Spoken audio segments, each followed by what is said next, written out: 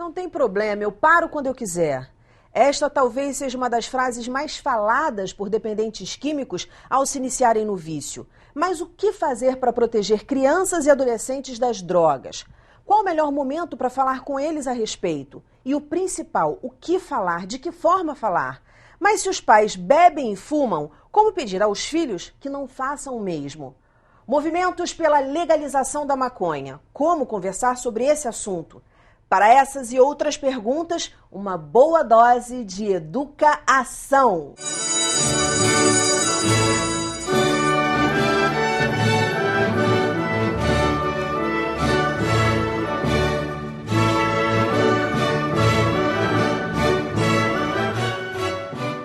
Meus convidados de hoje são o Dr. Julianelli, médico e deputado, e Beto Chaves, coordenador do programa Papo de Responsa da Polícia Civil, que realiza atividades preventivas que conectam a polícia à juventude. Muito bem-vindos ao programa. Obrigado. Beto, qual o melhor momento para falar com pré-adolescentes, eu acredito, enfim, adolescentes, não sei, a idade, gostaria que você desse essa idade, para falar sobre esse assunto, sobre drogas. Daniel, acho que não deveria ter idade. Assim, acho que a gente depende muito do nível de maturidade de cada criança, pré-adolescente ou adolescente.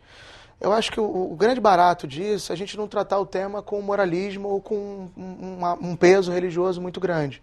A gente precisa falar sobre as coisas, e daí são os mais diversos assuntos.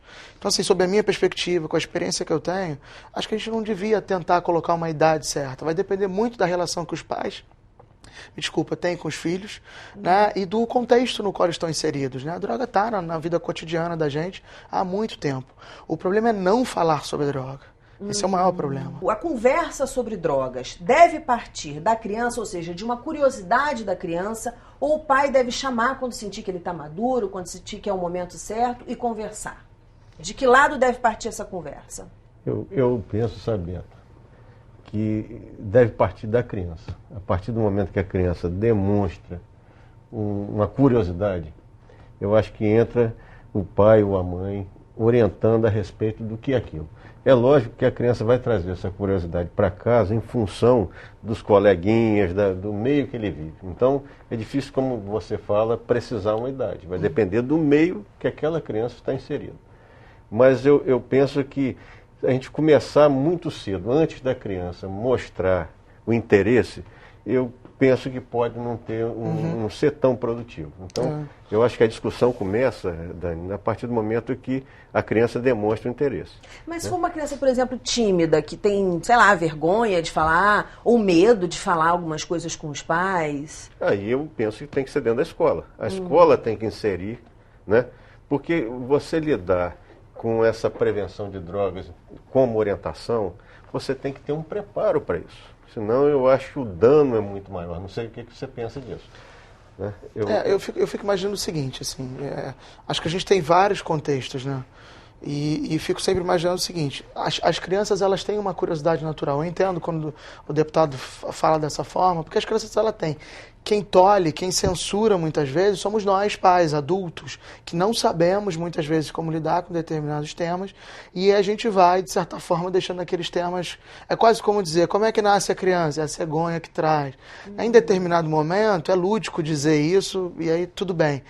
Mas num determinado momento você precisa falar e ter ferramentas para falar sobre isso de uma forma mais adequada. Agora, você tem famílias e famílias, né? A gente está num país muito grande. Se a gente for imaginar o Oiapoque, como é que a gente vai conversar lá no norte do nosso país sobre isso? Ou como é que a gente vai falar no sudeste, né? Assim, sobre isso. Então, eu acho que tem que ter sensibilidade. Eu não gostaria nem de ponderar se é a escola, se é a família, se é a igreja, né? Eu acho que é o adulto. Né? A criança, a gente não deve tolir a criança, né? Não deve censurar. Se a gente não sabe, a gente tem que se informar.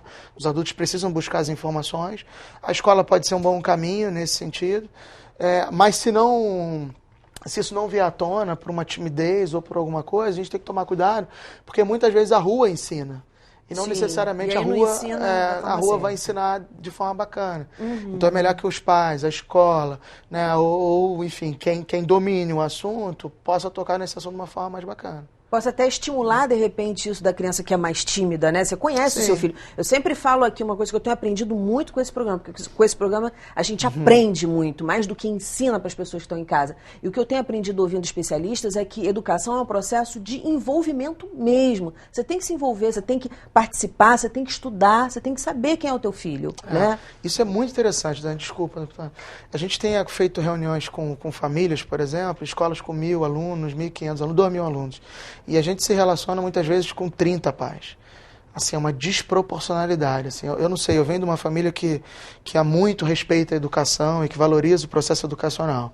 E é muito esquisito para mim observar como os pais têm legado às escolas todo o processo educacional, inclusive de valores. Né? E aí, assim, depois você não sabe por que dá errado também muitas coisas, sabe? Então, assim, os pais têm que assumir. Se eu digo que o que eu tenho de mais caro na minha vida é o meu filho, e se na minha cabeça, é um ponto de vista bem particular, o que eu posso dar para ele de mais caro é a educação, são os valores e tal, eu preciso estar junto da escola como parceiro da escola. E o que a gente vê é o pai dizendo isso num discurso teórico, o que eu tenho de mais caro é o meu filho, mas no final ele está bem preocupado com o iPhone que ele vai dar para o filho dele não ficar fazendo juízo dele. E a escola que tome conta do resto. E a escola que faça o resto. E está errado, a escola se sente muito só nesse sentido. Mas eu acho, eu vou discordar. Que bom, que bom, Que que bom, bom. que bom. Discordar é o seguinte, nós estamos falando de um problema de saúde pública, né? A toxomania, droga-adição, cada hora é um nome que é o da moda, dependência química, mas o uso da droga é um problema de saúde pública. E que a gente, quando pensa em saúde pública, nós estamos pensando tanto para as classes mais altas quanto para as classes mais baixas, nas quais os pais não têm tempo para os filhos, né? Por trabalhar, e a família hoje, ou é a mãe que é a chefe da família, ou os dois têm que trabalhar para sustentar, e a escola passa a ter que assumir isso. Eu entendo que essa é uma discussão que tem que ser feita obrigatoriamente na escola. Pode ser complementada em casa, sim, tem que ter, entendeu? Com certeza. Mas eu acho que a prioridade é da escola. E aí a gente tem que pensar uma outra coisa. Nós estamos botando mais pedra na mochila dos professores. Então, Que é o lado oposto disso. Sim. Então estão deixando de ensinar para cada vez mais eles terem que educar. Então nós temos que valorizar o professor, tanto na formação, nós estamos dando uma missão para ele, uma tarefa que é extremamente difícil, mas extremamente importante quando se pensa em prevenção de droga.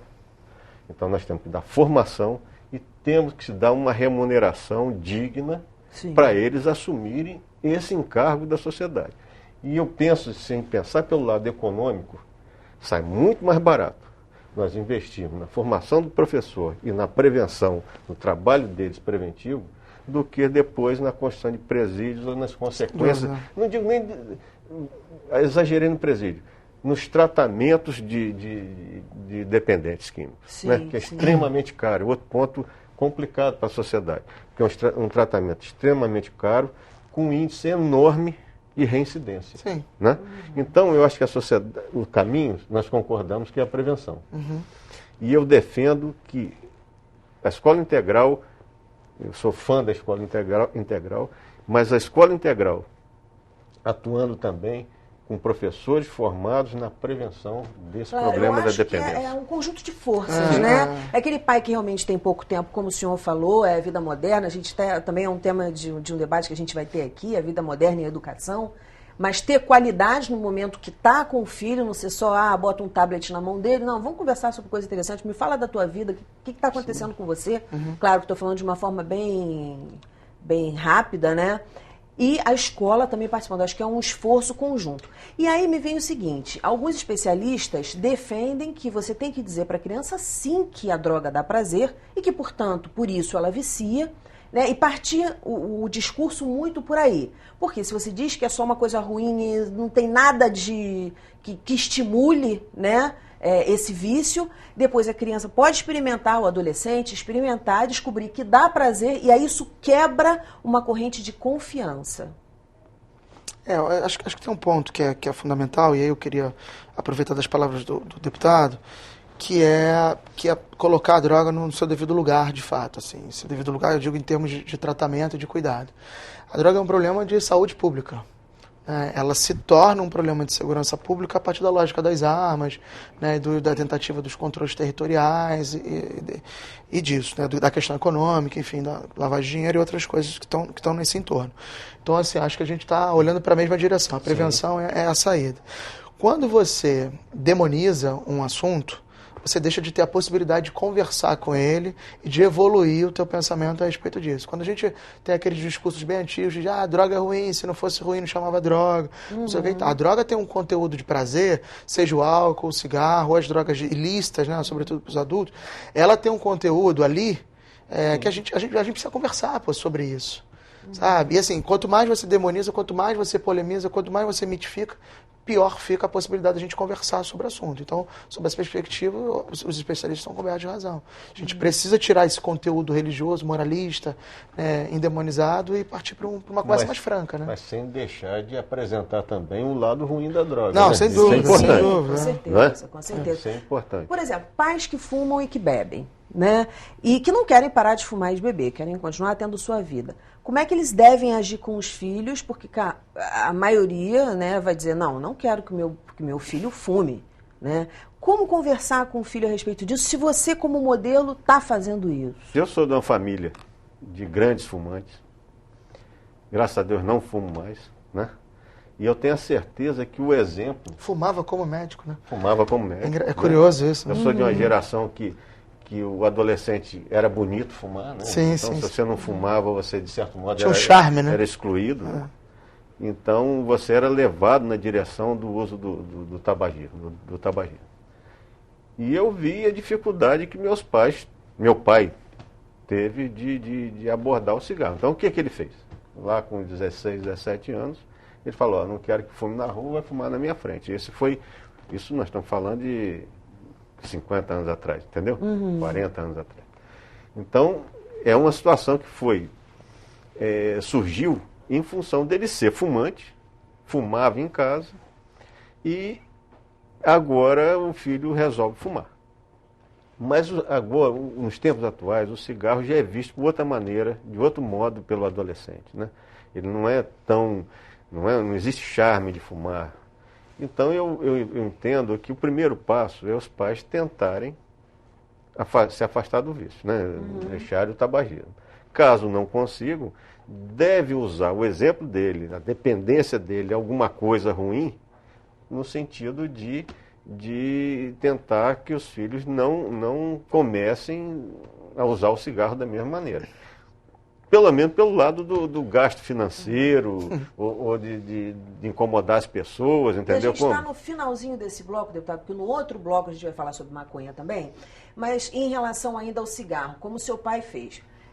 Então, fuma na minha frente. Né? O senhor acha que essa é a melhor saída? Se o filho, depois de tudo que ouvir, falar, não, mas eu fumo. Ou se ele perceber que o filho está fumando na rua, não, fuma aqui também? Seria essa a saída que o senhor acha, Beto? É isso? Eu acho que tem um lugar anterior, Dani, que é o lugar das nossas referências. Assim. A gente vive, talvez, numa sociedade, num país que está muito carente de heróis, assim, de referências. Né? Eu costumo dizer, assim, repito isso bastante, assim, os meus heróis eles não morreram de overdose. Né? Os meus heróis, eu sei bem onde eles estão. Sabe? Os meus heróis estão dentro das salas de aulas, dando aula. Os meus heróis estão dentro da minha casa, os meus pais. E tem alguns que estão nas nossas trincheiras aí, lutando por uma sociedade melhor. Então eu acho que quanto mais a gente tiver uma sociedade de boas referências, melhor. E na lógica de que esses jovens têm informação de toda parte, a primeira, né, e talvez a melhor influência que a gente sofre deveria ser da própria família. E aí, se você não tem condições de gerar essa boa influência por um motivo ou por outro, porque você está adicto num problema de adicção ao uso do tabaco ou do álcool, a gente tem que partir para outros caminhos, porque é óbvio que a gente exerce influência sobre os nossos. É só numa determinada parte da nossa vida, quando a gente cresce, que a gente começa a ter outras influências. Vamos aprofundar um pouquinho mais isso com o Papo da Maconha, que vai vir depois do intervalo. A gente vai para um breve intervalo e volta já já. Não sai daí não, é um minutinho, papum.